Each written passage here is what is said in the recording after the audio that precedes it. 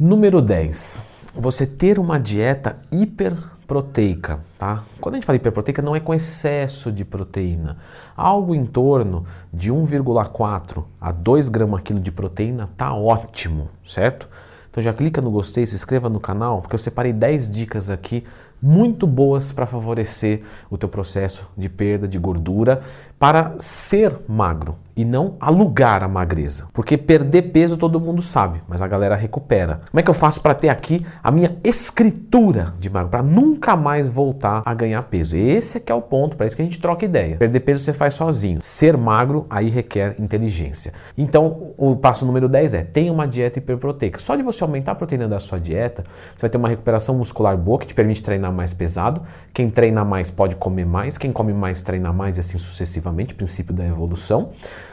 E a proteína te dá saciedade, mas muito mais proteína do que isso não é relevante. Você não tem grande quantidade de massa muscular ainda para isso, porque o seu percentual de gordura está alto. E isso pode limitar a tua ingestão de carboidrato. Sim, porque se você consome mais proteína, você tem que abaixar o carboidrato para manter o mesmo déficit calórico. Então não exagera na proteína, porque sem carboidrato você não vai ter energia para treinar. Proteína recupera, carboidrato dá energia para criar uma demanda para recuperação. Então você precisa desse equilíbrio, que você pode entender mais no meu curso de dieta. Número 9, faça musculação. Por quê? Presta atenção no seguinte: quando eu pesava, meu caso, tá? 110 quilos, eu comia por volta de 3.500 calorias por dia. Hoje, com 94, eu como por volta de 3.500 calorias por dia. Eu te pergunto, qual que é a chance que eu tenho de voltar a ser obeso? Nenhuma. Eu já como igual ou mais do que antes. Ou seja, se você treina para hipertrofia e constrói massa muscular, meu amigo, você resolveu o problema. E, juntamente, para melhorar esse processo, coloca uma atividade física aeróbica. Pode ser uma que você gosta, pode ser qualquer uma, pode variar. Posso correr, jogar bola, posso fazer um pouquinho de cada uma, andar de bike, fazer uma arte marcial, uma dança, não sei. Mas coloca a musculação e uma atividade que você tenha muito prazer. Isso é muito importante. Aumentar o gasto e não diminuir a comida. É muito mais inteligente você gastar mais do que o que você come, do que você comer menos do que o que você gasta. Entendeu?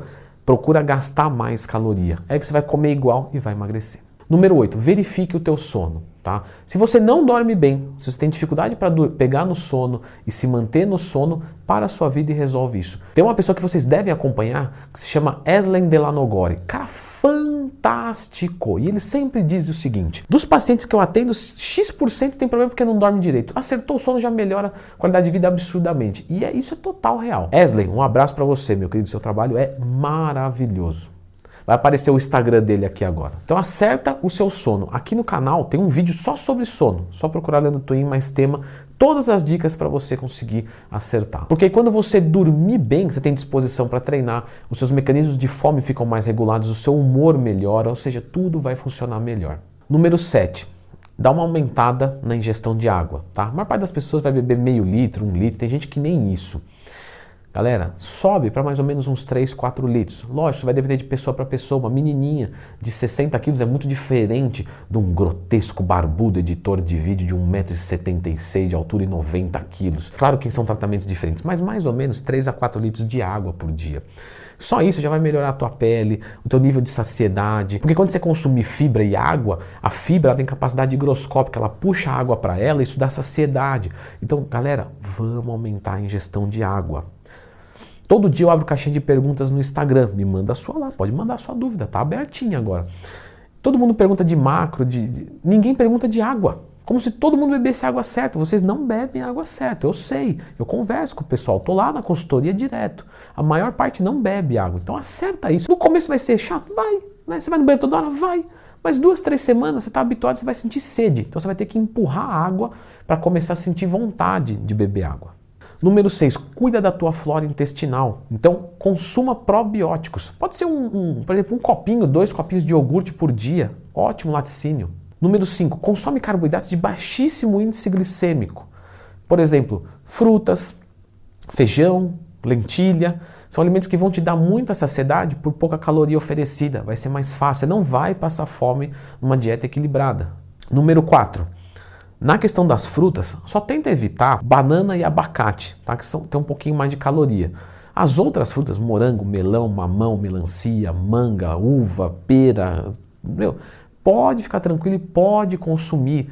É excelente que você tenha uma porção de probióticos, que foi o que a gente comentou ali atrás do iogurte, que você tenha uma porção de frutas. E aí, número 3, uma porção de vegetais também. Tenta comer pelo menos uns 300 a 500 gramas de vegetais por dia. Então salada verde, abobrinha, chuchu, tudo isso não tem densidade energética nenhuma, é rico em fitoquímicos, em fibras, vai te dar saciedade, vai te dar saúde. Esquece esse negócio de dieta de marombeiro, que é só arroz e frango.